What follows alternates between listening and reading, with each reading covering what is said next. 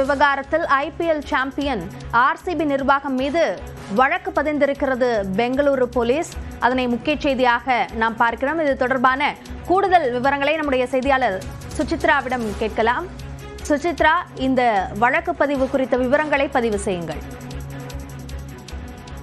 பெங்களூருவில் நடைபெற்ற அந்த ஆர்சிபியினுடைய வெற்றி விழா கொண்டாட்டத்தின் பொழுது கூட்ட நெரிசல் சிக்கி 11 பேர் உயிரிழந்த விவகாரத்தில் தற்பொழுது ஆர்சிபி அணி மீது தற்பொழுது எஃப்ஐஆர் ஆனது பதிவு செய்யப்பட்டுள்ளது. பெங்களூருடைய கப்பட் பார்க் போலீஸ் காவல் நிலையத்தில் இந்த ஒரு எஃப்ஐஆர் பதிவு செய்யப்பட்டுள்ளது. குறிப்பாக ஆர்சிபி அணி மட்டுமல்லாமல் அந்த நேற்று நடைபெற்ற அந்த ஒரு நிகழ்வை ஏற்பாடு செய்திருந்த கர்நாடகா ஸ்டேட் கிரிக்கெட் அசோசியேஷன் அமைப்பு மீதும், அது மட்டுமல்லாமல் தனியார் நிறுவனமான டிஎன்ஏ என்டர்டெயின்மெண்ட் நிறுவனம் என்ற ஈவென்ட் மேனேஜ்மெண்ட் கம்பெனியின் மீதும் இந்த ஒரு எஃப்ஐஆர்களை தற்பொழுது போலீசார் அதிகாரப்பூர்வமாக பதிவு செய்தார்கள். ஏற்கனவே கர்நாடக உயர்நீதிமன்றம் தானாக முன்வந்து வழக்கினை பதிவு செய்து விசாரணை தொடங்கி இருக்கும் நிலையில் தற்பொழுது காவல்துறையிலும் எஃப்ஐஆர் என்பது பதிவு செய்யப்பட்டுள்ளது மிக முக்கியமாக பார்க்கப்படுகிறது. பிரிவுகள் 105, 125, 132 உள்ளிட்ட பல்வேறு பிரிவுகளின் கீழாக இந்த ஒரு எஃப்ஐஆர் என்பது பதிவு செய்யப்பட்டுள்ளது மிக முக்கியமாக பார்க்கப்படுகிறது. கூட்ட நெரிசலை, சட்டம் ஒழுங்கை காக்க தவறியது உள்ளிட்ட பல்வேறு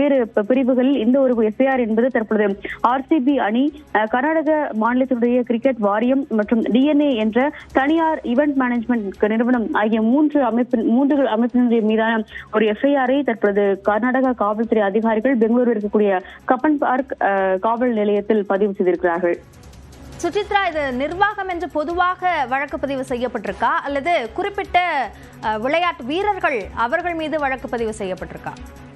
தற்பொழுது வரை தனிநபர்கள் யார் மீதும் எந்த ஒரு எஃப்ஐஆரும் பதிவு செய்யப்படவில்லை என்றுதான் கூற வேண்டும். குறிப்பாக ஆர்சிபி அணி ஆகியோருடைய ஒட்டுமொத்தமாக ராயல் சேலஞ்சர்ஸ் பெங்களூரு அந்த அணியின் மீதான ஒரு எஃப்ஐஆர் தான் இது பதிவு செய்யப்பட்டுள்ளது.